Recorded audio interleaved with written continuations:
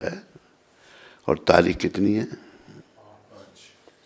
5 सोमवार 5 तारीख 5 फरवरी। आप सबका स्वागत और धन्यवाद। तो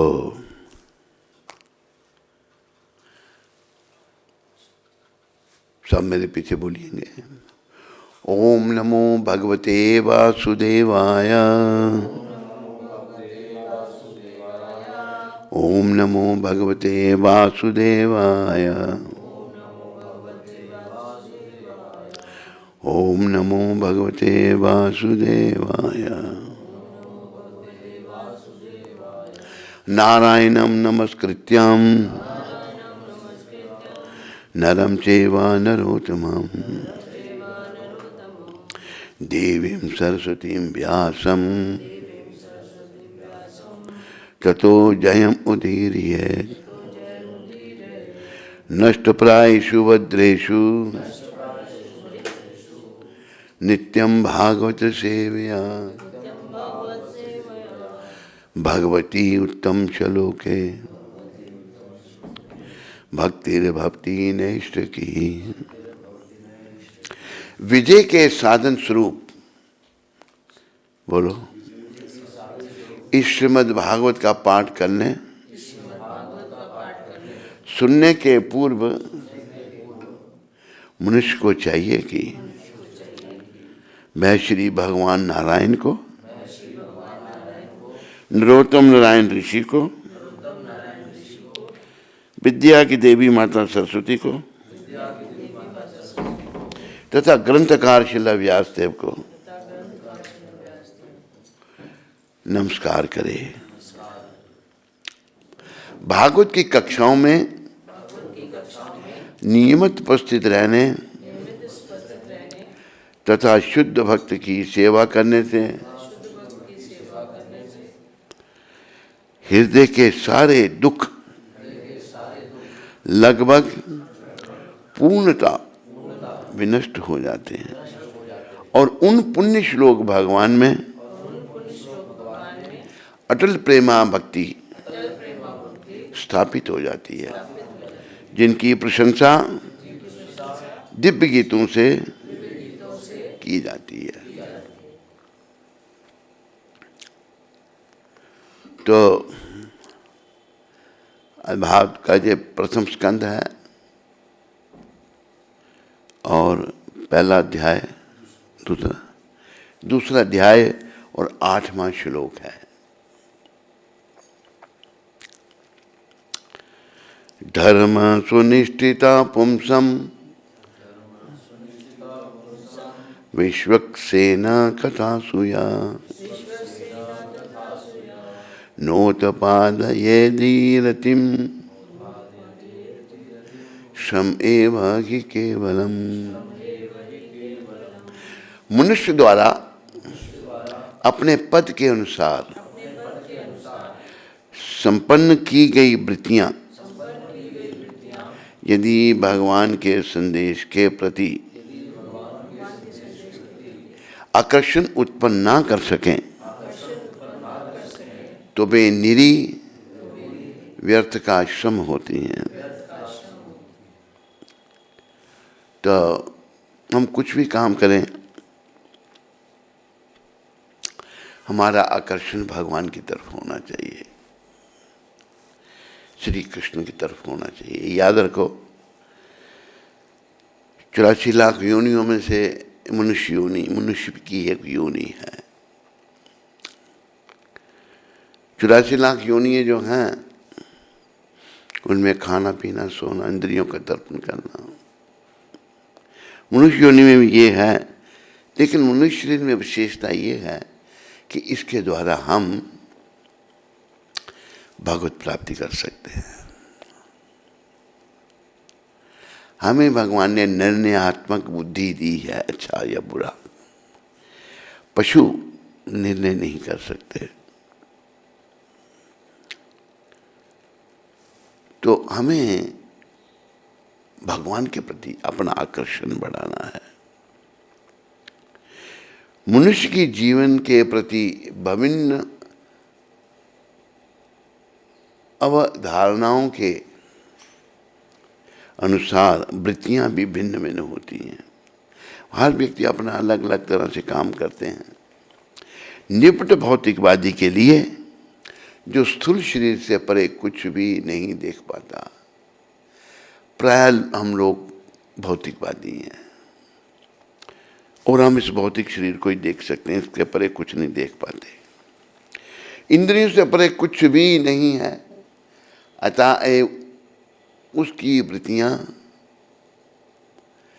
संकेंद्रित और विस्तारित स्वार्थ तक ही सीमित रहती है। तो आमतौर पर लोग बस आप जो हैं स्वार्थ, अपने स्वार्थ सिद्धि करने में ही लगे हैं, सब उसी तक सीमित रहती हैं। यह संकेंद्रित स्वार्थ अपने ही शरीर के चारों ओर केंद्रित रहता है। स्वार्थ का अर्थ ये शरीर के बस इसके चारों ओर केंद्रित रहता है। सामान्य रूप से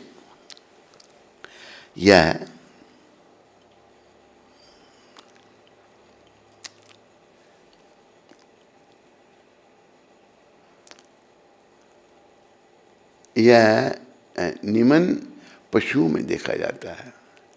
पशु केवल अपने शरीर का सोच सकता है, उसके आगे कुछ नहीं सोचता। पशु के शरीर में ये देखा जाता है, पर मनुष्य भी अपने शरीर तक ही सीमित रहता है, वो आगे उससे नहीं बढ़ सकता। विस्तारित स्वार्थ मानव समाज में दिखता है और यह परिवार, समाज, समुदाय, राष्ट्र तथा विश्व के दृष्टिकोण से शारीरिक सुख के इर्द गिर्द घूमता है। इन निपट भौतिकवादियों से श्रेष्ठ मनोधर्मी तर्कवादी होते हैं, जो मनोजगत में उड़ान भरते रहते हैं और उनकी वृत्तियों में कविता बनाना तथा दार्शनिकता या शरीर तथा मन के उसी सीमित स्वार्थ के उद्देश्य से कोई बात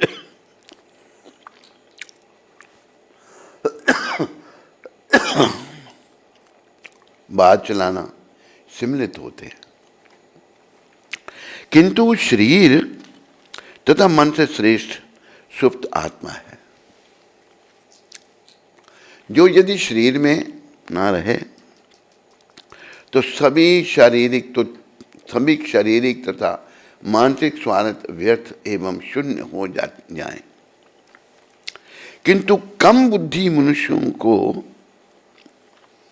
आत्मा की आवश्यकताओं की कोई जानकारी नहीं होती है। देखो, जिनकी बुद्धि शरीर तक सीमित है, उनको यहाँ पर प्रभुपाद जी ने कम बुद्धिमान कहा है।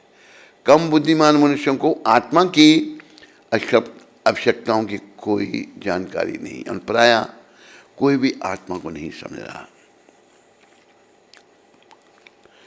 एक बार प्रभुपाद बॉस्टन यूनिवर्सिटी में लेक्चर कर रहे थे अमेरिका में, तो बहुत बड़ी यूनिवर्सिटी, अमेरिका में बड़ी बड़ी बिल्डिंग है, बड़ी। कहती ये इतनी बड़ी यूनिवर्सिटी है, यहाँ कई विभाग हैं, फिजिक्स, केमिस्ट्री, बायोलॉजी, ये सो मनी।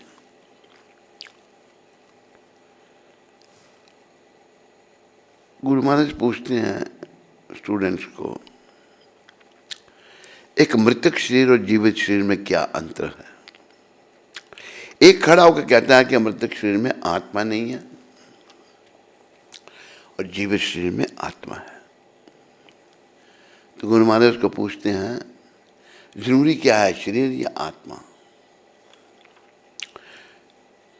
आत्मा जब शरीर को छोड़ देती है, शरीर किसी काम का नहीं, चाहे वो प्रेसिडेंट ऑफ इंडिया हो या प्राइम मिनिस्टर हो या कुछ भी हो। आत्मा जब निकल गई, शरीर बेकार। उसे तो दिया आत्मा। गुरु महाराज पूछते हैं उसको, भाई ये बताओ, इतनी बड़ी यूनिवर्सिटी में वो इतना ज़रूरी विभाग आत्मा जो शरीर में है, जब वो निकल जाता है शरीर किसी काम का नहीं रहता है, उसको जानने के लिए कौन सा विभाग है? कोई विभाग नहीं है।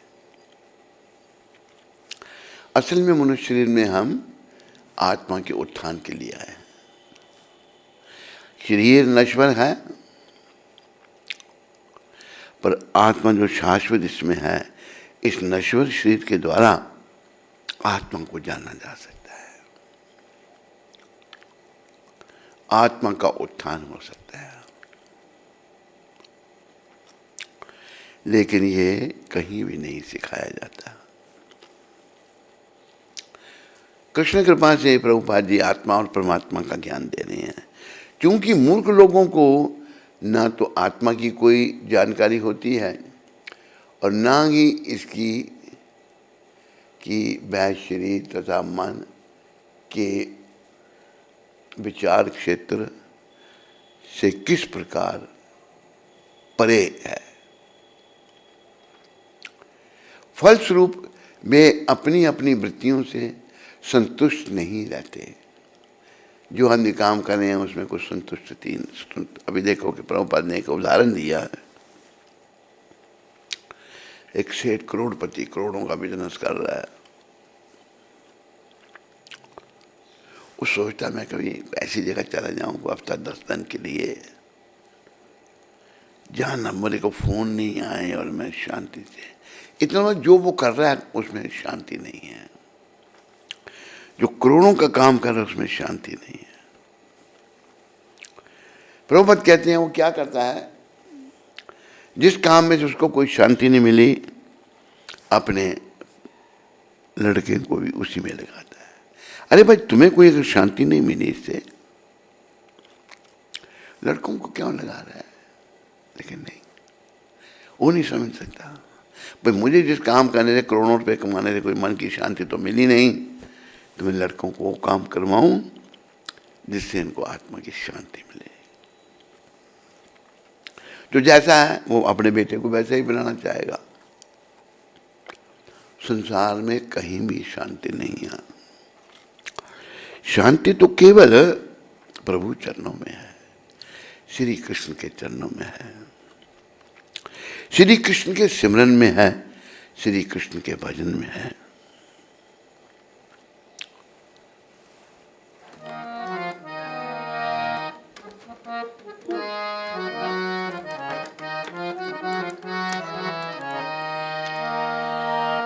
भज मन राम चरण सुखदाई,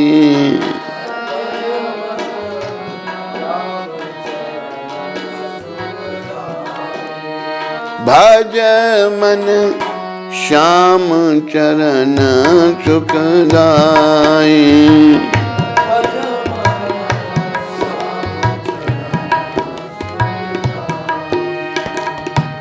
जिन चरणन से निकसी गंगा,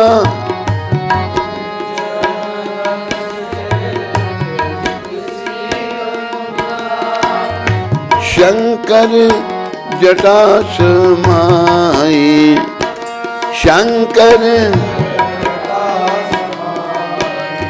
भज मन राम चरण सुखदाई।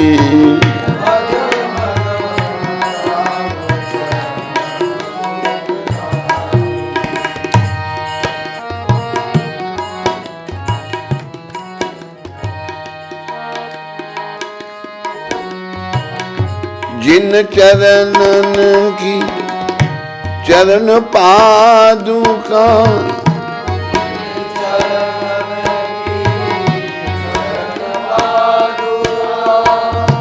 भरत रहो लोलाई, भरत सोई चरण केवट धुईली ने,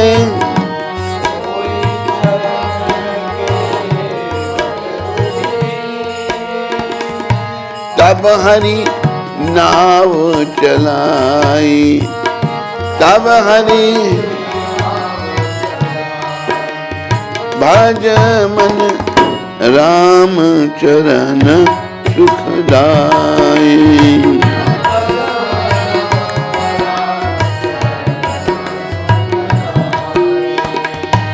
सोई चरण संतन जन सेवक,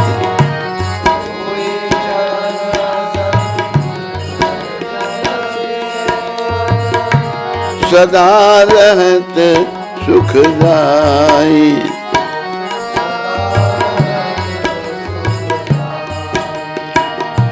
सोई चरण गौतम ऋषि नारी,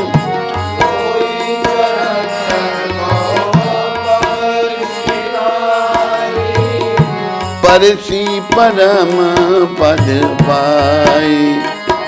परसी परम भज मन राम चरण सुखदाई।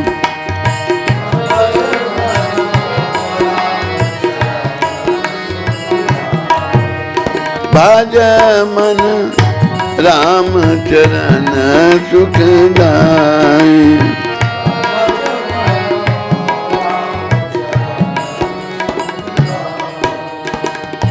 सोई चरण गौतम ऋषि नारी,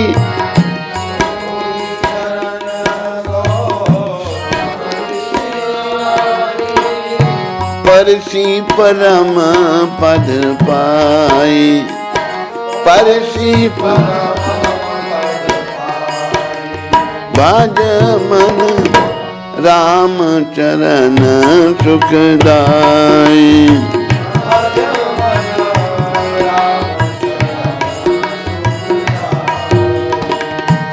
दंडक बन प्रभु पावन कीन,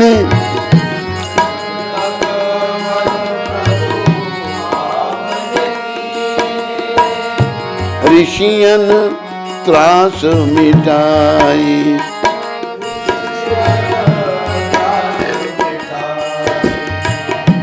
सोई प्रभु त्रिलोक के स्वामी,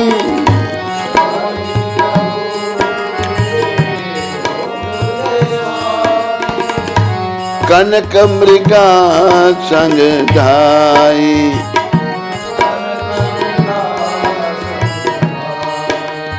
भज मन राम चरण सुखदाई।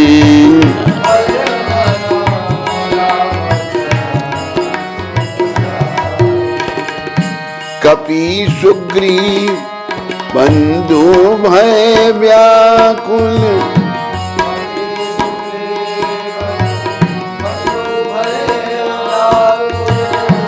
तिन जय छतर फिराई। तिन जय रिपु को अनुज भविष्य निशिचर,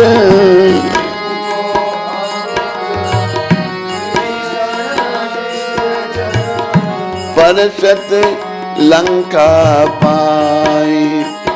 परसत भज मन राम चरण सुखदाई।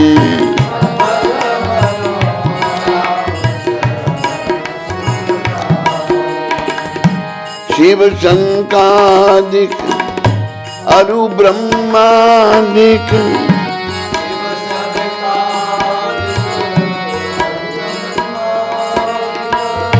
शेष सहस मुख गाई।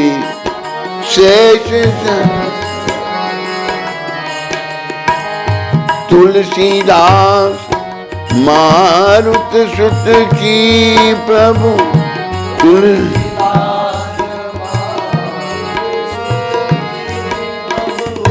जिन मुख निज मुख करत बड़ाई।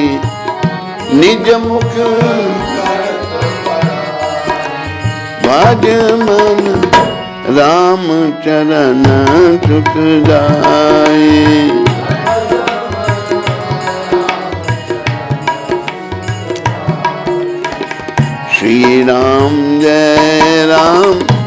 जय जय राम।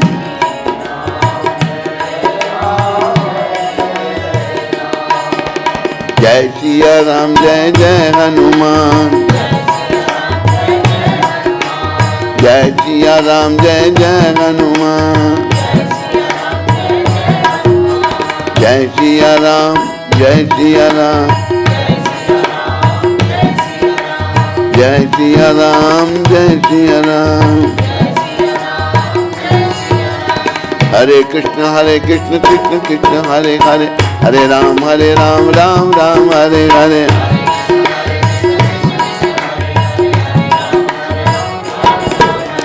हरे कृष्ण कृष्ण कृष्ण हरे हरे, हरे राम राम राम हरे हरे।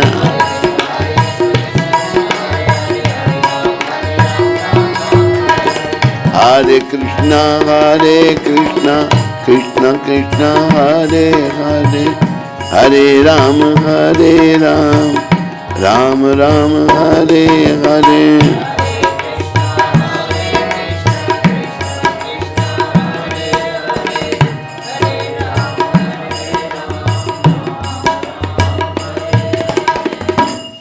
जो भगवान का भजन है, भगवत भजन में ही सुख शांति है। और संसार में कहीं सुख शांति नहीं है। संसार की जो और हमारा जो मन जाता है, मलिन मन की भटकना है। अभी देखो संत जो हैं, कई संत हमने देखे, एक संत देखे कि एक बट वृक्ष के नीचे वो आके बैठ गए। कोई शरीर पर वस्त्र नहीं, केवल कोपीन, कोई सोने का सामान नहीं, कोई आगे अग्नि भी नहीं जलाई हुई। शरीर उनका इतना स्वस्थ था, बहुत स्वस्थ शरीर, कोई सुविधा नहीं, शरीर स्वस्थ। तो यही चरणन से निकसी गंगा, जिन चरणन की चरण पादुका भरत रहे ओलोलाई। सोई चरण संतन जन सेवत। भगवान के चरणों की सेवा संत लोग करते हैं, सदा रहत सुखदाई, सदा आनंद में रहते हैं। सुख तो बस प्रभु चरणों में है। वही सोई चरण गौतम ऋषि नारी परस्ती परम पद पाई। राम जी के चरणों का जब गौतम ऋषि नारी जो शिला रूप में थी, गौतम ऋषि के श्राप से वो पत्थर बन गई थी। भगवान का जब चरण स्पर्श हुआ, फिर से उसको अपना शरीर मिल गया, गौतम ऋषि नारी, और वो धाम को चली गई। तो भगवान के चरण जो हैं, उनकी सेवा करना ही हमारे जीवन का उद्देश्य है। हरि बोल। भागवत वही हमारे जीवन का उद्देश्य है। और मनुष्य,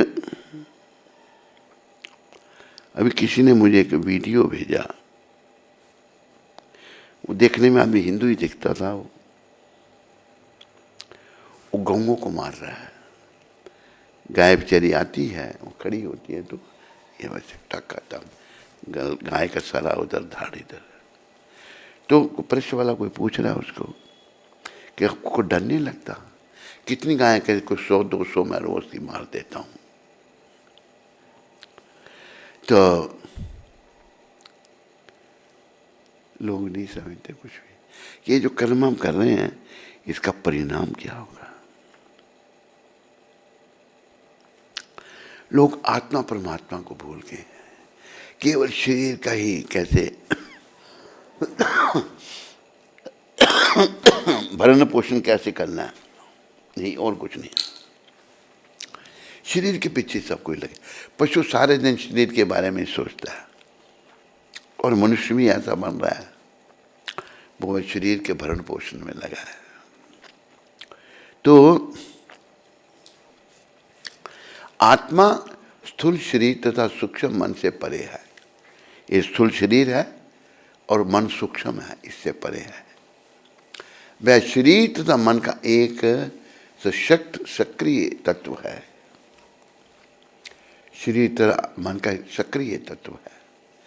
सुप्त आत्मा की आवश्यकता को जाने बिना मात्र शरीर तक मन को तुष्ट करके कोई सुखी नहीं रह सकता। आत्मा की क्या आवश्यकता है, ये थोड़ा विचारना है। देखो, आत्मा आध्यात्मिक है, ये शरीर भौतिक है। वो जो आध्यात्मिक आत्मा शरीर में है, उसके शरीर में रहने से ये शरीर कार्य, ये शरीर भी मतलब एक स्थूल वस्तु है, शरीर एक जड़ वस्तु है। पृथ्वी, जल, वायु, आकाश और अग्नि, अर्थ, वाटर, फायर, एयर, ईथर, इससे शरीर बना हुआ है। और देखो, शरीर के अंदर वो आत्मा, ये स्थूल शरीर काम कर रहा है। जैसे ही आत्मा उसको छोड़ेगी, ये सड़ना गलना शुरू हो जाएगा। फिर इसको या तो दफना दिया जाएगा, या जला दिया जाएगा, या पक्षियों को खिला दिया जाएगा। तो आत्मा जो है वह परमात्मा का अंश है। इस शरीर के द्वारा हम अपना जो परमात्मा के साथ संबंध विच्छेद हो गया है, टूट गया है, उसको स्थापित कर सकते हैं। हमारा यही काम है, और कुछ नहीं। लेकिन केवल हम पशुओं की तरह शरीर तक ही रह जाते हैं, खाने पीने सोने में लगे हैं, इंद्रियों के तर्पण में लगे हैं। आज का मानव समाज इससे आगे नहीं बढ़ रहा। ये बड़ा दुर्भाग्य है मानव समाज का। कृष्ण भगवान गीता में कहते हैं, सुहृदम सर्वभूतानाम, मैं सब जीवों का शुभ चिंतक हूँ। उसी के फल रूप भगवान जो हैं, उन्होंने प्रभुपाद जी को भेज दिया, जाओ लोगों को आत्मा का ज्ञान कराओ। ये लोग फिर से आवागमन में जाने की तैयारी कर रहे हैं, इनको मेरी तरफ मोड़ो। और गुरु महाराज ने पत्रिका शुरू की, भगवान की ओर मुड़ो, back to Godhead, back home, back to Godhead. अपने घर को वापस जाना है हमने। तो हमारा घर जो है, ये भौतिक जगत का घर नहीं है, ना ही हम यहाँ के हैं, थोड़े समय के लिए यहाँ पर हैं। हमारा घर वैकुंठ लोक है। और वैकुंठ कैसा है? वैकुंठ 15वें अध्याय में भगवान बता रहे हैं, ना तदभासते सूर्यो ना शशंको न पावका यद गत्वा ना निवर्तन्ते तद्धामो परममो। मेरा जो धाम है उसमें सूर्य चंद्रमा नहीं है, सूर्य नहीं, चंद्रमा नहीं, अग्नि नहीं, तो फिर तो अंधेरा होगा वहां पर। नहीं, वहां जो रहने वाले हैं वो स्वयं प्रकाश में, उनके दिव्य शरीरों से प्रकाश निकल रहे हैं। वैकुंठ में दिव्य शरीर की प्राप्ति होती है, जो इस भौतिक शरीर से बिल्कुल विपरीत है। वो आध्यात्मिक शरीर सच्चित आनंद, वो सत्य है, ज्ञान से परिपूर्ण है और आनंद में है। ऐसा ही शरीर भगवान का भी है वहां पर।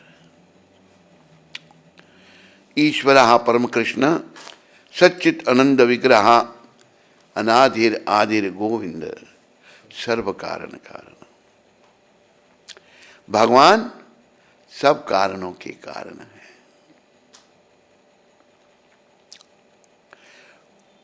और उनका विग्रह सत्य चित्त और आनंद में। और हम भी जब वैकुंठ में जाएंगे तो हमको भी सच्चित आनंद विग्रह मिलेगा, जो नाश नहीं जिसका होता, जो है शाश्वत है, सदा रहने वाला। वैकुंठ का अर्थ ही है, वैकुंठ का अर्थ है दुख, जो बगैर दुख है वो वैकुंठ है। हम सबका संबंध वैकुंठ से है, इस संसार से नहीं है। लेकिन इस संसार में क्यों आगे फिर हम भगवान से अलग होकर सुख भोगना चाहते थे, इसलिए हमारा यहाँ पतन हो गया इस भौतिक जगत में हम आ गए। अभी हमें इस भौतिक जगत में शाश्वत घर नहीं बनाना, बल्कि अपने घर को वापस जाने का प्रयास करना है। तो वो कैसे होगा? भक्ति के द्वारा अपना संबंध भगवान से जोड़ करके। श्रवणम कीर्तनम विष्णु, ये करने से भगवान के साथ जब हमारा संबंध जुड़ेगा तो इस संसार से हमारा संबंध टूट जाएगा धीरे धीरे। हमने पूर्ण रूप से भगवान के साथ अपने संबंध को जोड़ना है, कृष्ण के साथ जोड़ना है। और वो भगवान के नाम के द्वारा श्रवणम कीर्तनम विष्णु स्मरणम पाद सेवनम अर्चनम वंदनम दास्यम साख्यम आत्मन्वय नवदा भक्ति के द्वारा भगवान के साथ अपना संबंध जोड़ा जा सकता है। यही हमारे जीवन का उद्देश्य है। लेकिन हम अज्ञानी जीव इस शरीर का उपयोग करते हैं पशुओं की तरह। पशु जो है सारे दिन खाने में लगा है बस, हम भी ऐसे ही करते हैं।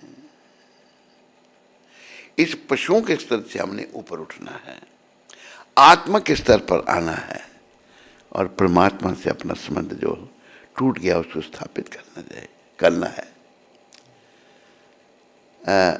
शरीर तथा मन तो आत्मा के व्यर्थ के बाह्य आवरण मात्र हैं। शरीर और मन ये बाहर के आत्मा के आवरण मात्र हैं। आत्मा की आवश्यकताएं पूरी होनी ही चाहिए। केवल पंछी के पिंजड़े की सफाई करके पंछी को प्रसन्न नहीं किया जा सकता। ये एक उदाहरण प्रभुपाद जी ने दिया है। एक आदमी के पास पिंजरे में एक पंछी है। वो क्या करता है?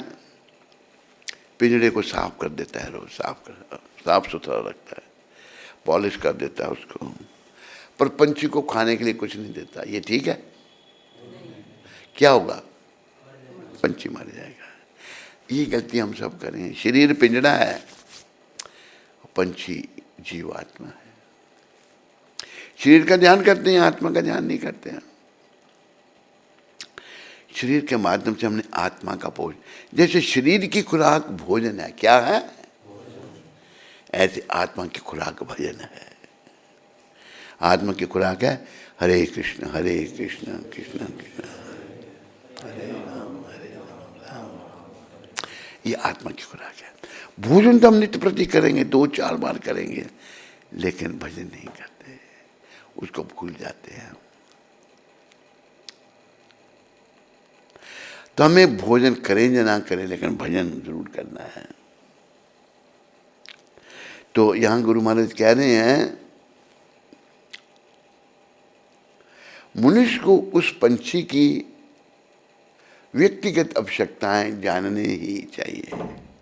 यानी कि आत्मा की व्यक्तिगत आवश्यकताएं क्या हैं? आत्मा की व्यक्तिगत आवश्यकताएं हैं परमात्मा से संबंध स्थापित करना। बस आत्मा परमात्मा की है। आत्मा एक शरीर उसको टेम्पररी मिला है, शरीर से आत्मा का संबंध नहीं है। क्यों मिला? कि आत्मा परमात्मा से अलग रह के सुख भोगना चाहती थी, इसलिए इस भौतिक शरीर में आत्मा भगवान ने दे दिया। अभी जब तक शरीर है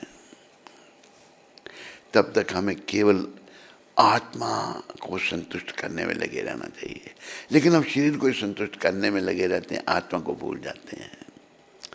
जैसे व्यक्ति के पास पिंजरे में पंछी है, वो पंछी को कुछ खाने के, पिंजरे को साफ रखता है। एक और उदाहरण दिया प्रभुपाद जी ने।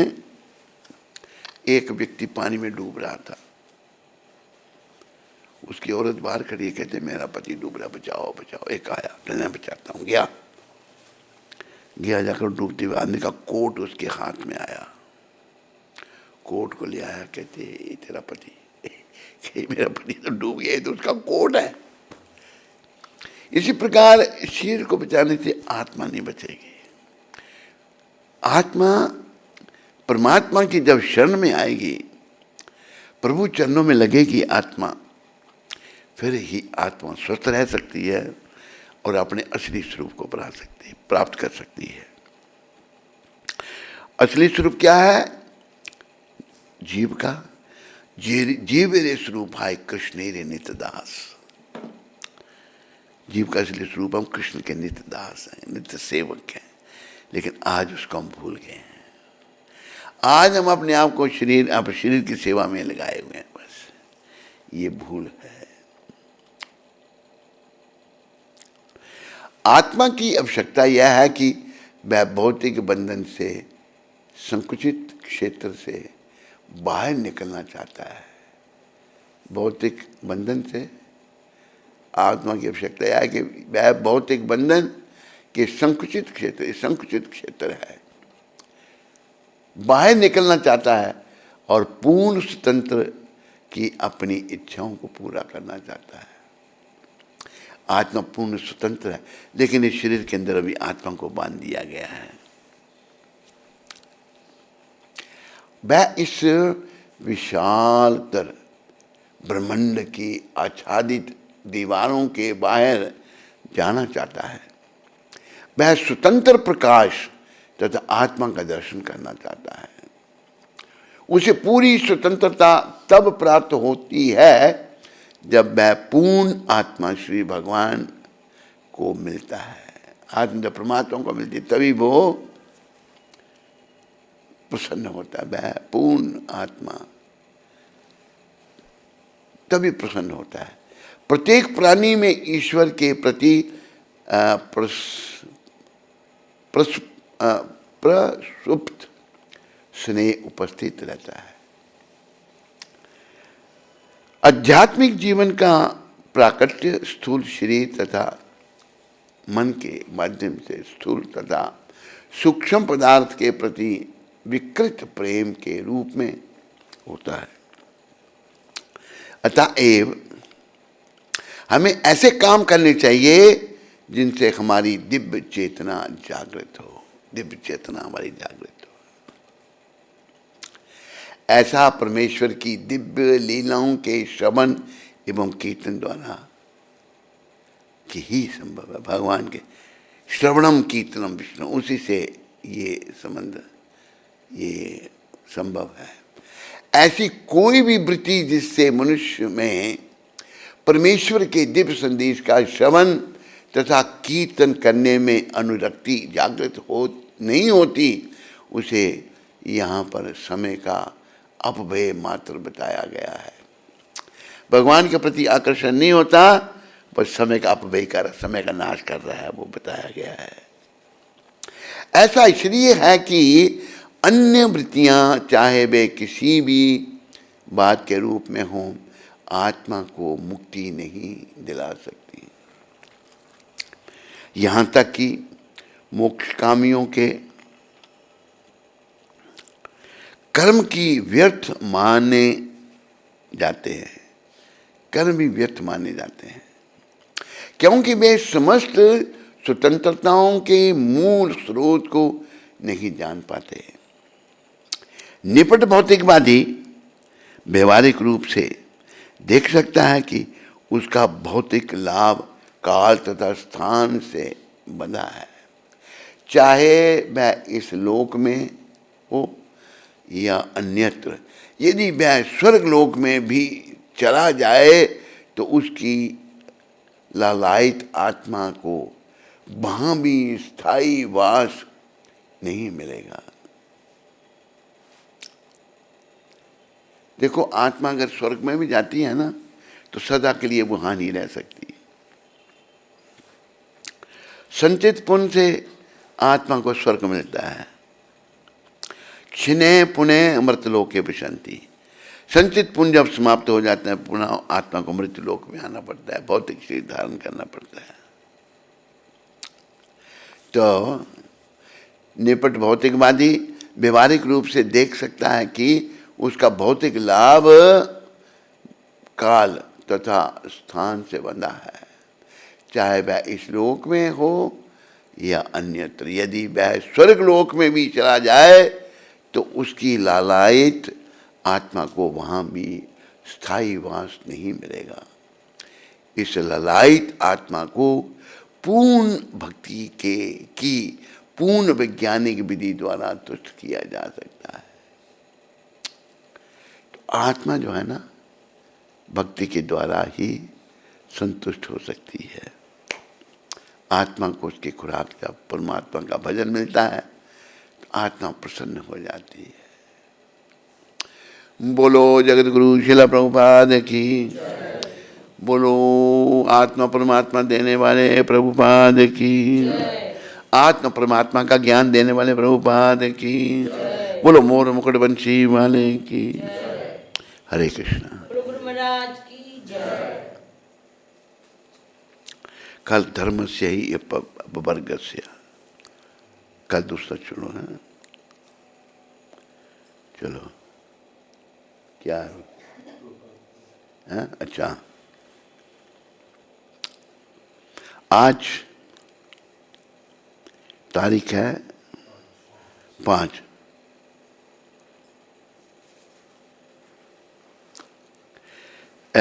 तारीख को प्रभुपाद जी ने पत्र लिखा था गुरुदास को, अपने एक शिष्य को, हमारे गुरु भाई को। तुम्हारा यह सुझाव बहुत अच्छा है कि वृंदावन का भ्रमण करने वाले भक्तों को प्रचार और कीर्तन जैसे कार्यों में संलग्न होना चाहिए। श्री कृष्ण की सेवा के लिए हमने अपना जीवन बलिदान कर दिया है, फिर सोने और व्यर्थ बातें करने का समय ही कहाँ है? सोने और व्यर्थ बातें करने का समय कहाँ है? भगवान की सेवा में जीवन लगा दिया।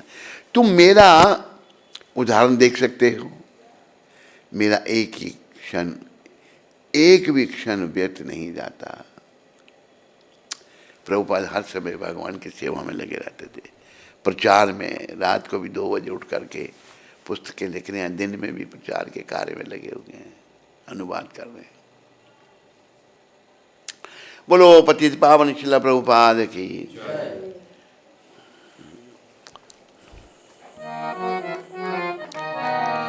हे गिरधर तेरी आरती गाऊं, हे गिरधर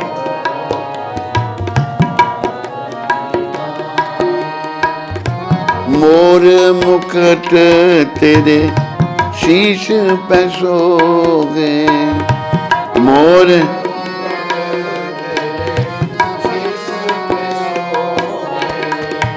प्यारी बंसी मेरो मन मोगे, प्यारी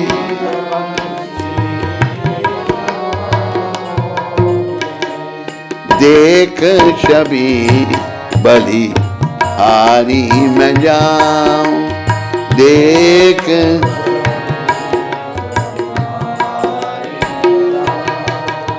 हे गिरधर तेरी आरती गाऊं।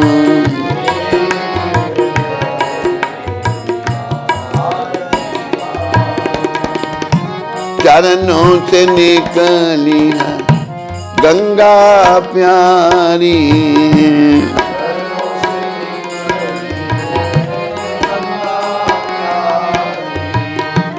जिसने तारी दुनिया सारी,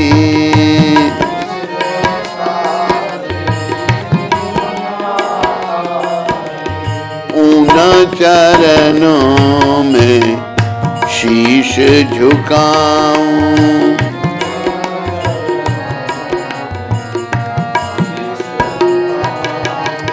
हे गिरधर तेरी आरती गाऊं।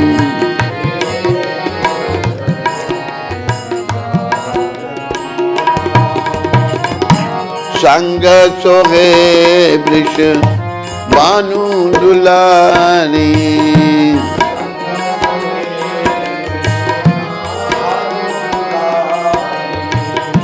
ललिता विशाखा सखियां प्यारी,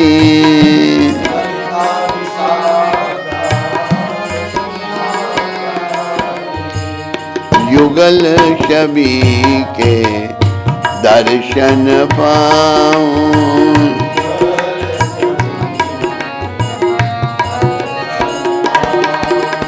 हे गिरधर तेरी आरती गाऊं।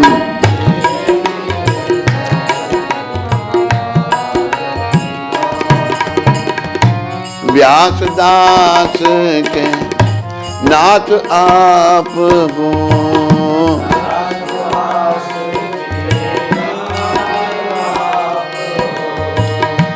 सुख दुख प्यारे साथ आप हो।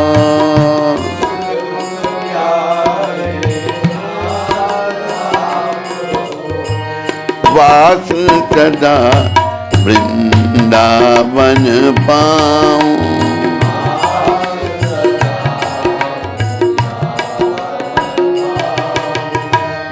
वास सदा केशव कुंज पाऊं। वास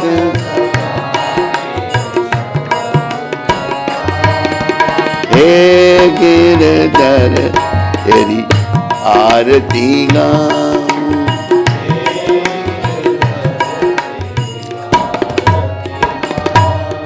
जय गिरधर जय जय गिरधर,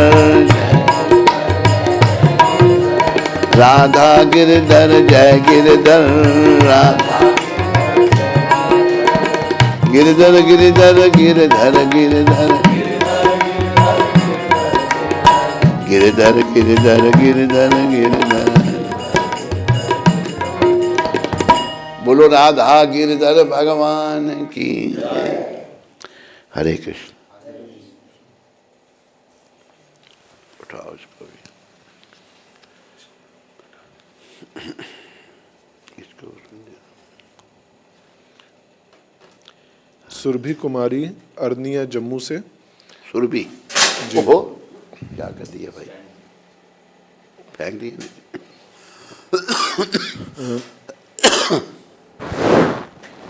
मेरे श्री गुरु महाराज जी के पावन चरणों में कोटि कोटि क्या प्रणाम। नाम? सुरभि? सुरभि कुमारी। सुरभि कुमारी, हाँ। गुरुदेव, मेरी भक्ति अच्छे से नहीं हो रही, मुझसे बहुत अपराध हो रहे हैं। गुरुदेव, मुझे आपके दर्शनों की बड़ी लालसा है, इस तुच्छ दासी पर कृपा करें। मेरी शुभकामनाएं सुरभि माता तुम्हारे लिए। दर्शन तो तुमको हो ही गए अभी इंटरनेट में, ये भी साक्षात दर्शन ही है। और कई बार जब भक्ति अच्छी तरह से नहीं होती, उसका कारण कोई हमारे कर्म बीच में आ जाते हैं, लेकिन बुद्धि से काम लेकर के भक्ति में लगे रहना है। नाम जप में भी रुचि नहीं होती, कर्म आ रहे हैं बीच में। दुष्कर्म जो हैं, बुरे कर्म, हमारे कई जन्मों के कर्म साथ में चलते हैं। वो कर्म जो हैं हमें, हमारे मन को मलिन कर देते हैं। तो हमें लगे रहना है बुद्धि से काम लेकर। मेरे कर्मों का खेल है, धीरे धीरे ठीक हो जाएंगे ये।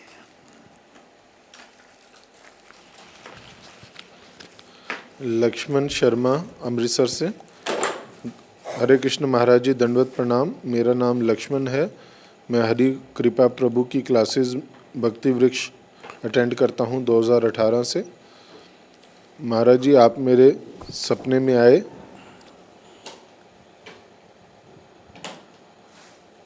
तो आपने मेरा नाम पूछा, मैंने अपना नाम बताया।